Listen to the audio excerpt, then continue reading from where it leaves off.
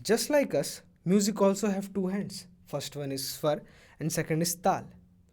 And just like us, it is incomplete without any of its hand.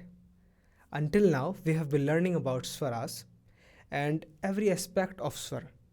So now it is time to learn about tal and its best friend lay. Let's begin. Hi, my name is Aditya Kaushik and I welcome you to the Raag Alchemy. This is going to be a two-part series. In the first part, we will learn about Taal and in the second part, we will learn about Lay. Taal is a regular and cyclic pattern of sound. Taal is also known as rhythm in English. Rhythm is everywhere around us. Our heart beats in a rhythm and it's known as cardiac rhythm. The tick of a clock hand is also in a rhythm. And if we look at the cyclic nature of rhythm, we can see the lunar cycle or Earth's rotation and revolution. They are some great example of rhythm, cyclic nature of rhythm, right? So I also want you to see and visualize Taal as a cycle of beats. Beats are the sound played within a Taal and they are known as matra in Hindustani classical music. Every Taal in our classical music has a clear and defined structure. So let's learn about every aspect of that. First one is bol. Bol are the sound played on the beats of a tal. Let's take an example. A 10 beat cycle known as jhaptal has bol like dhi na dhi dhi na ti na dhi dhi na. These bowls are played on tabla or pakhavaj and sometimes they are recited by musicians or kathak player and it is known as padhant. Next is vibhag. Now every tal is divided into segments and these segments are known as vibhag. These vibhag are of two types. First one is tali vibhag and second is khali vibhag. Tali means clap and khali means empty. Tali vibhag or our clap vibhag is also known as bhari. It is the contrast of the khali vibhag. Bhari means filled and our khali vibhag means empty. So I hope you have understood the difference between those two. These two vibhag exist to create contrast and balance in a tal. And they are also used as markers for the singer and musicians to know where exactly they are within a tal. In Tali Vibhag, the beats are more stressed and strong, and in the Khali Vibhag, the beats are less stressed and weaker. In the first beat of Tali Vibhag, we clap, and on the first beat of Khali Vibhag, we wave our hand like this, right? Let's take an example of Jhaptal. Jhaptal has four vibhags. First vibhag is a tali vibhag, second vibhag is a tali vibhag, third vibhag is a khali vibhag, and the fourth vibhag is a tali vibhag. So if I show you the jhaptal on the hand, it would be like dhi na, dhi dhi na, ti na, dhi dhi na. You just saw how I clapped on each of the tali vibhag and I waved my hand on the khali vibhag. Now, the first beat of every tal is known as sam and it is the most important part of a tal.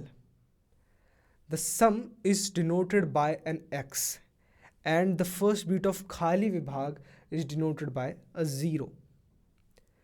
It signifies the meaning of the khali vibhag, that is empty. The first beat of tali vibhags other than the sam are denoted by numbers. So if we look at the jhaptal again, the first tali vibhag, because it has the sam in it, the first tali vibhag will be denoted by X. The second tali vibhag will be denoted by 2.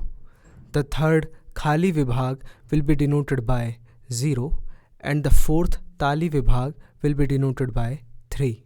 And as you can clearly see, the first vibhag has 2 matra, the second vibhag has 3 matra, the third vibhag has 2 matra and the fourth vibhag has 3 matra. Now let's learn about theka. The pattern or the composition of the bowls of a tal are known as theka. And as we just learned, the theka for japtal is dhi na dhi dhi na ti na dhi dhi na. There are various type of complex tal in our Hindustani classical music. For example, jhap tal, ek tal, teen tal and chautal. They are 10 beats, 12 beats, 16 beats and 12 beat cycles respectively. Now to be able to sing along them or play instrument along them, you must see them as a cycle of beats and not as a linear thing.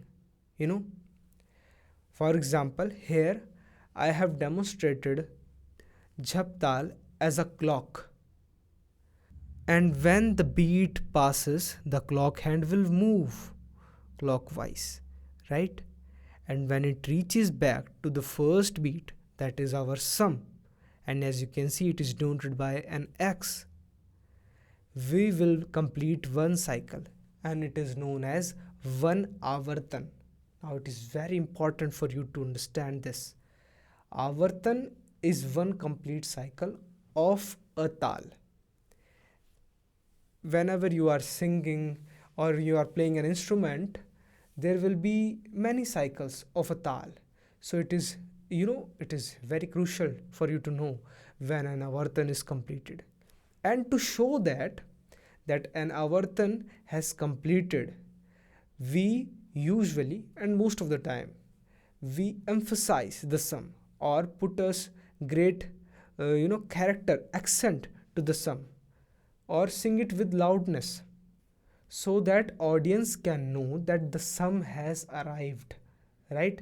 This creates excitement, tension whenever we are singing or playing an instrument. And it is the beauty of our Indian classical music. Everyone anticipates the coming of the sum, the completion of the avartan, you know and when when a singer, after doing an alap or after doing a tan, comes back to the sum, it feels like home. We have arrived on the home. So sum is really important.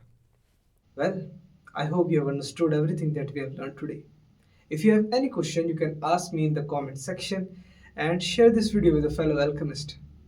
And I will see you in the next part of this video where we will be learning about Taal. And until then, let the notes transform you.